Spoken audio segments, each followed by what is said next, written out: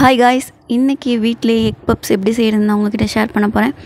வாங்க வீடியோக்குள்ளே போகலாம். ஃபஸ்ட் டைம் பார்க்குறீங்கன்னா மறக்காமல் நம்ம சேனலை சப்ஸ்கிரைப் பண்ணிக்கோங்க. Welcome back to my channel. வாங்க வீடியோக்குள்ளே போகலாம். ஃபஸ்ட்டு நான் 2 எக் எடுத்து நல்லா வாஷ் பண்ணிக்கிறேன். இப்போ வந்து இந்த 2 முட்டையும் வந்து வேக வச்சு எடுத்துக்கலாம். எக்கு பாயில் ஆகிறதுக்குள்ளே நமக்கு தேவையான மாவு வந்து ரெடி பண்ணிக்கலாம். நான் இன்றைக்கி கோதுமை மாவு எடுத்திருக்கேன். உங்களுக்கு மைதா மாவு தேக்க விருப்பம்னாலும் சேர்த்துக்கலாம். எவ்வளோ தேவைப்படுதோ அந்த அளவுக்கு வந்து மாவு சேர்த்துக்கோங்க. இது கூட சுகர் அப்புறம் சால்ட் வந்து சேர்த்துருக்கேன். எவ்வளோ தேவைப்படுதோ அந்த அளவுக்கு சேர்த்துக்கலாம். சுகர் வந்து ஒரு ஸ்பூன் சேர்த்தாலே போதும். பப்ஸ் வந்து நல்லா ப்ரௌனிஷாக இருக்கிறதுக்காக அந்த சுகர் சேர்க்குறேன். உங்களுக்கு தேவையில்லை அப்படின்னா நீங்கள் ஸ்கிப் பண்ணிக்கலாம். கொஞ்சம் கொஞ்சமாக தண்ணி தெளித்து நல்லா திரட்டிக்கோங்க. லைட்டாக லூஸாக இருக்க மாதிரி தான் பிசையணும். அப்போ தான் நல்லாயிருக்கும் பப்ஸ் வந்து ஃப்ளஃபியாக. நல்லா கையிலே அழுத்தம் கொடுத்து நல்லா பிசைஞ்சுக்கோங்க மாவை. எந்த அளவுக்கு முடியுதோ அந்த அளவுக்கு வந்து நல்லா சாஃப்டாக வரத்துக்கு ட்ரை பண்ணும். அப்போ தான் மாவு லாஸ்ட்டாக வந்து ஆயில் ஆட் பண்ணி நல்லா பிசைஞ்சுக்கோங்க. ஒரு 1/2 hour ஊறட்டும் மாவு. அவ்வளோதான், மாவு ரெடி ஆயிடுச்சு. இதை வந்து நம்ம கொஞ்சம் நேரம் ஊற விட்டுக்கலாம். முட்டை வந்து நல்லாவே பாயில் ஆயிடுச்சு. அதை எடுத்து வச்சுட்டு நெக்ஸ்ட்டு வந்து ஸ்டஃபிங்க்கு தேவையான மசாலா தான் நம்ம ப்ரிப்பேர் பண்ண போகிறோம். வெங்காயம், தக்காளி, பச்சை மிளகா, அது கூட வந்து இஞ்சி பூண்டு, கொஞ்சமாக கொத்தமல்லி சேர்த்துருக்கேன். சோம்பு ஆட் பண்ணி ஃபஸ்ட்டு நம்ம வந்து தாளிச்சிக்கலாம்.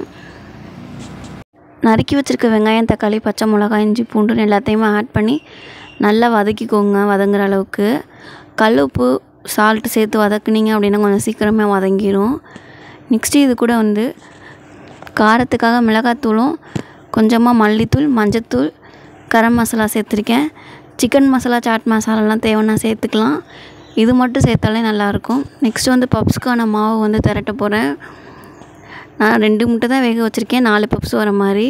உங்களுக்கு எவ்வளோ தேவைப்படுதோ அந்த அளவுக்கு நீங்கள் வேக வச்சு மாவு ரெடி பண்ணி செஞ்சுக்கலாம். சப்பாத்தி மாதிரி மாவை வந்து நல்லா தேய்ச்சிக்கோங்க.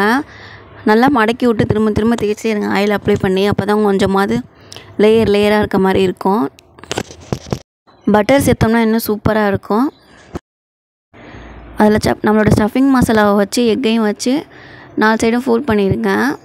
அவ்வளோதான். இதே மாதிரி ஒரு இதையும் நம்ம செஞ்சுட்டு தோசைக்கல் அப்படி இல்லை அப்படின்னா நீங்கள் எண்ணெயில் கூட பொரிச்சிக்கலாம். சூப்பராக இருக்கும்.